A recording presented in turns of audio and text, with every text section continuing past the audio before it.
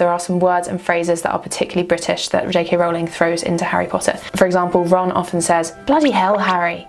Bloody hell, Harry!" This is kind of like, 我的天啊, or "Oh my god." So that's a really British thing to say, bloody hell. There's a lot to talk about with Harry Potter. I'm going to split this into 3 sections. We've got language, schools, and food. Okay, I'm going to try and squeeze everything into those 3 big header topics. So starting with language, there are some words and phrases that are particularly British that J.K. Rowling throws into Harry Potter. For example, Ron often says, "Bloody hell, Harry! Bloody hell, Harry!" This is kind of like, 我的天啊, or "Oh my god."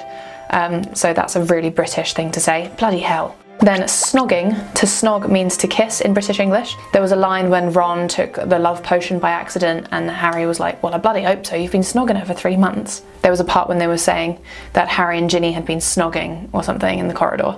So yeah, snogging is to kiss. And besides the specific words and phrases, J.K. Rowling also stuck kind of to the stereotypes associated with different regional accents. So for example, we've got the Weasleys, who tend to speak with more of a Cockney accent. So there was a line I just watched where Ron said, "So you've got chocolate and peppermint, and you've also got spinach, liver and tripe." Can you see how my vowels are slightly different? And also the T gets dropped. This is the stereotypical Cockney accent from London and kind of fits his social class in the book. So J.K. Rowling, or the director, has used this accent to evoke that understanding in the reader that, okay, this accent is associated with this type of person. Then we've got Hermione, who's very well spoken.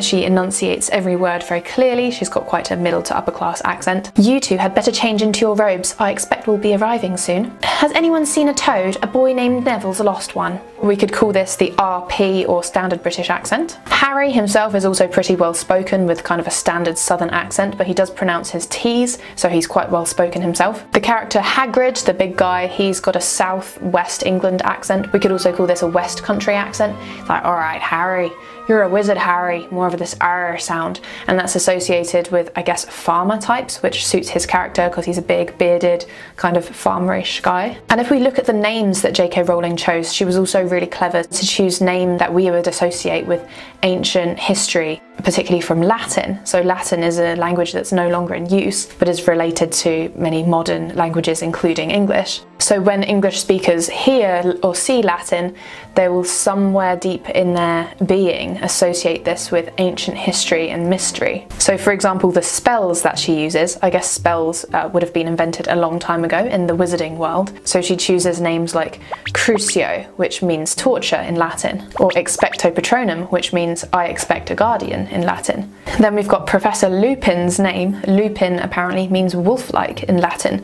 So she was very clever to choose names that were related to Latin so that we have the feeling that there's history and deeper meaning behind this whole world, and it's all kind of relatable. We can think of it as a real world because it's similar to our world, which was also related to ancient Latin and the Romans and everything. Moving on to schools. Now, Hogwarts is obviously a big aspect of Harry Potter, and it seems to be heavily inspired by British boarding schools. You know, particularly the building. We've got the Great Hall, the common rooms, the dormitories. All of these are aspects that you would find in traditional boarding schools. Sports are highly encouraged, so of course we've got Quidditch, which I would have guessed was related to cricket or something. Maybe polo or cricket would be the origins of this sport in J.K. Rowling's mind, but actually apparently it comes from All-American basketball.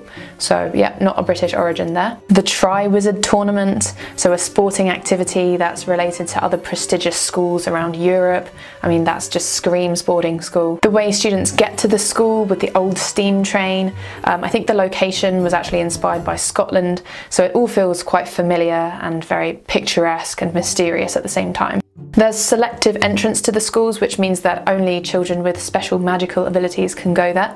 So again, that's a similar concept with boarding schools, that you have to pass an exam or somehow be selected to go there. The uniform as well. Now there seems to be a kind of crossover and also inspiration coming from traditional universities like Oxford and Cambridge. The teachers are called professors in Hogwarts, for example. That's, you know, university related. Yeah, the gowns, the formal dinners and the houses.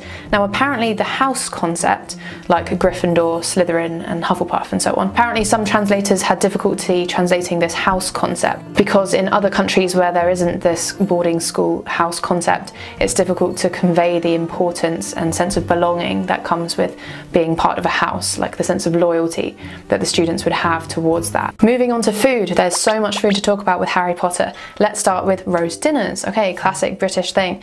They eat that quite a lot, especially the Christmas food. That's all traditional. They've really done Christmas in the proper like British way. There are loads of sweets as well, like the every flavoured beans. They come from the concept of jelly beans. I'm not sure if you've seen. There was one point where Dumbledore had a secret password for his staircase, which was sherbet lemon. Those are real sweets. They're hard-boiled sweets with like sherbet inside. A very popular traditional British sweet is the sherbet lemon. And butterbeer. Apparently butterbeer was actually a real thing in Tudor times. In 1588 it was called buttered beer, so yeah, that was a real thing that J.K. Rowling was inspired by. There's also mulled mead.